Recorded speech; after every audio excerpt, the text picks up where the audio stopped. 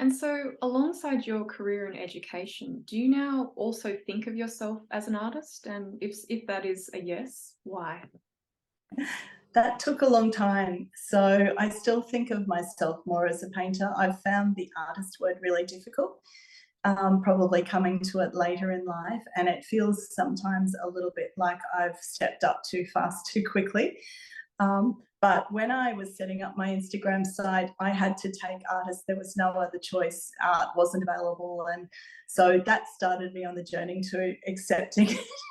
And now I've set up a website and it's called Artist. And I'm more comfortable with it. But it took a long time to do that. But David would say that's silly, but it does take time to get to that point. So I'm more comfortable with it now.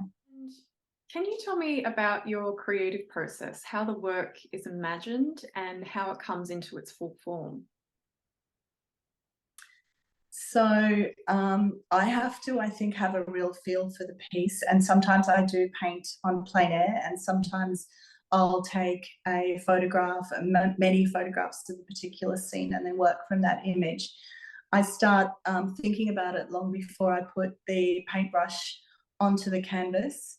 I'll plan it out. I'll imagine what it will look like in my mind. I'll think about how I can manipulate the photograph. I'll look at it from all of the different angles. So for me, it's almost taking a three-dimensional photograph of the piece because, and I've learned that from some people I've worked with, that if it's just a flat photograph, that's no substitute for painting the actual object.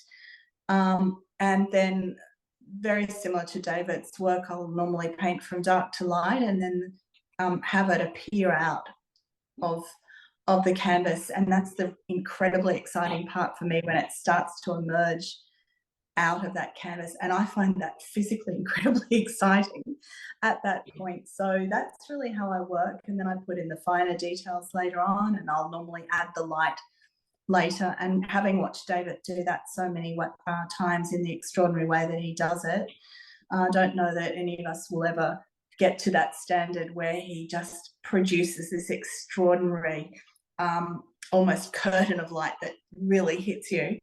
But that's how I think of it, that you're producing it out of the dark, the light then appears, and I think if I have an emotional reaction to the piece, then it's got the viewer will as well. But it's an incredibly exciting process, and every time I get excited about it.